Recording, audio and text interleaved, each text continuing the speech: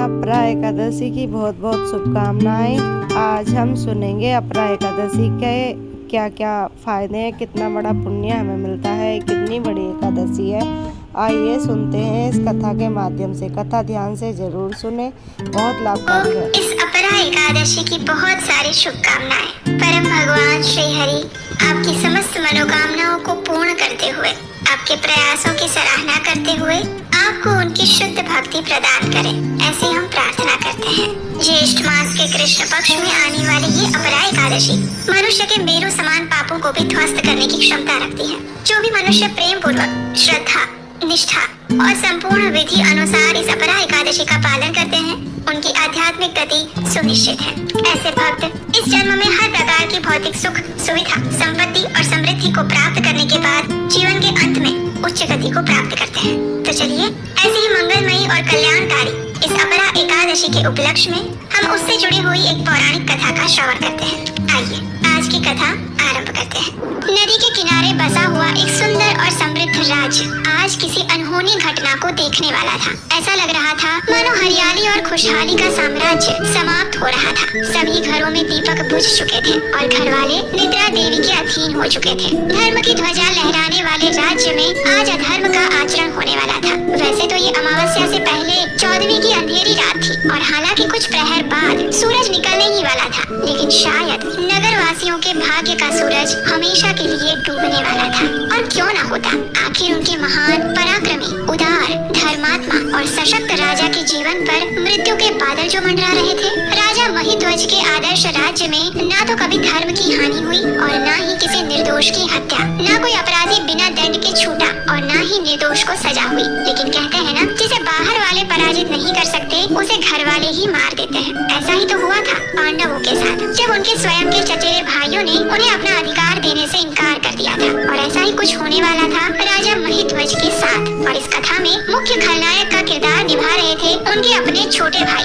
वज्रध्वज, जो कि अपने बड़े भाई के कीर्ति पताका की चमक को सह न पाने के कारण राजा महिध्वज के शत्रु बन बैठे थे। और इसका परिणाम ये आया कि वज्रध्वज ने एक अत्यंत क्रूर निर्णय लिया। उसके कानों में राजा महिध्वज की लोकप्रियता के शब्द गूंज रहे थे और वो उसे शांति से सोने नहीं दे रहे थे। ईर्ष्या और द्वेष उस पर पूर्ण रूप से हावी हो चुके थे। आखिरकार वो उठा उस अंधेरी रात में अंधकार से भी ज्यादा काला कृत्य करने के लिए। उसके कदम राजा महिध्वज के कक्ष की ओर बढ़ रहे थे। ना तो उसे किसी सिपाही ने रोका और ना ही उसकी अंतरात्मा की आवाज उसे सुनाई दी।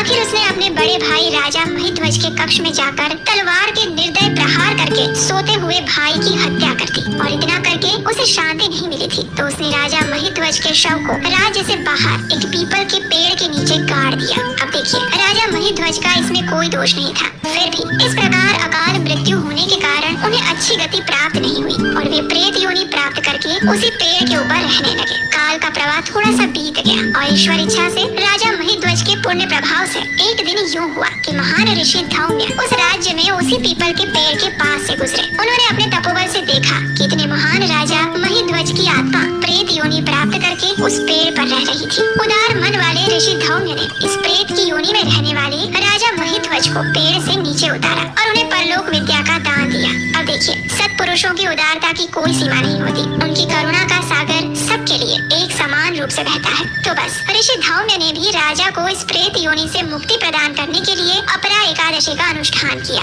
इस व्रत के पालन से उन्हें जो पुण्य फल प्राप्त हुआ उसे उन्होंने राजा महिध्वज को प्रदान कर दिया और उसी पुण्य फल के परिणाम स्वरूप राजा महिध्वज को प्रेत योनि से मुक्ति प्राप्त हुई। उन्होंने कृतज्ञता व्यक्त करते हुए ऋषि को प्रणाम किया और आध्यात्मिक लोक की ओर गमन कर लिया। कथा का समापन करते हुए भगवान श्री कृष्ण अब इस अपरा एकादशी के महात्म्य की चर्चा करने लगे। उन्होंने कहा, जो भी इस एकादशी का श्रद्धा और निष्ठा पूर्वक पालन करता है वह अत्यंत जघन्य पाप कर्मों जैसे कि ब्रह्म हत्या, परस्त्री संग, धन के लिए शास्त्रों का अध्ययन, गुरुद्रोह इत्यादि से भी मुक्त हो सकता है। इतना ही नहीं, इस एकादशी का निष्ठा पूर्वक पालन करने से व्यक्ति को कार्तिक मास में पुष्कर में स्नान करना, काशी में शिवरात्रि का पालन करना, माघ मास में प्रयाग तीर्थ में स्नान करना, गया में पिंडदान देना, सुवर्ण का दान देना, सूर्य सूर्य ग्रहण के समय कुरुक्षेत्र में स्नान करना, कुंभ में केदारनाथ या बद्रीनाथ के दर्शन करना इत्यादि सभी पुण्य कर्मों से जो फल प्राप्त होते हैं वे सारे पुण्य फल सिर्फ इस अपरा एकादशी का श्रद्धा और नियम पूर्वक पालन करने से मिल जाते हैं। ये व्रत बहुत ही तीक्ष्ण कुल्हाड़ी से पाप वृक्ष को तोड़ देता है, अथवा फिर ये कहो कि हिरण रूपी पापों को भगाने वाला ये सिंह व्रत है। इस व्रत का पालन करने से व्यक्ति को वैकुंठ की प्राप्ति होती है।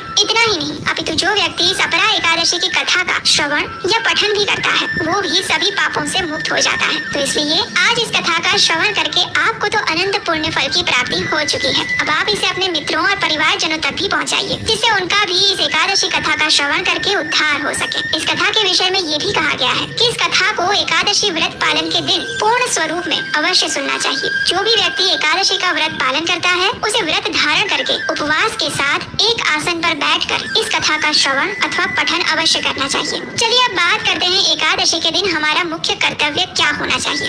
एकादशी तिथि का जब प्रादुर्भाव हुआ तब भगवान नारायण ने उसे ये वरदान दिया था कि जो भी व्यक्ति इस व्रत का श्रद्धा और नियम पूर्वक पालन करेगा उसके समस्त पूर्व पाप कर्मों का नाश हो जाएगा, उसे सर्वोच्च आध्यात्मिक फल मिलेगा और यहाँ तक कि उसे भगवान के वैकुंठ धाम की भी प्राप्ति होगी। लेकिन यहाँ पर हमें एक बात समझनी चाहिए कि श्रद्धा और नियम पूर्वक एकादशी पालन करने का अर्थ वास्तव में क्या है। तो देखिए, एकादशी का पालन 3 प्रकार से होता है, मन, वचन और कर्म से। अगर आप इन तीनों में से किसी एक या 2 माध्यम से एकादशी करते हैं तो भी वो व्रत पूर्ण नहीं माना जाएगा। उदाहरण के तौर पर आप सिर्फ सोचें कि मैं मानसिक रूप से एकादशी व्रत करूंगी और बाह्य रूप से अन्न खाऊंगी या अयोग्य कर्म भी करूंगी, तो ये आपका व्रत सिर्फ आपकी मानसिक कल्पना बनकर ही रह जाएगा। दूसरी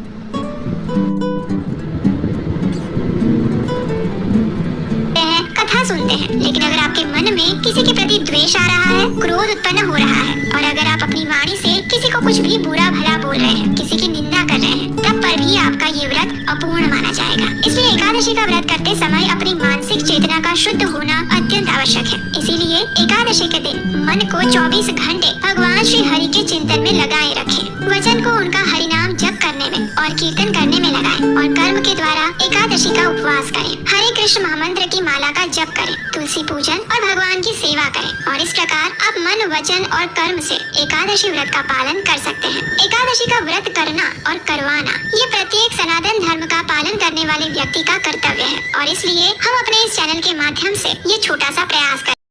आपने सुनी अपरा एकादशी की कथा और उसके करने के लाभ। आप इस कथा को ज़्यादा से ज़्यादा लोगों में शेयर करें और अपरा एकादशी के पुण्य के भागीदार बने।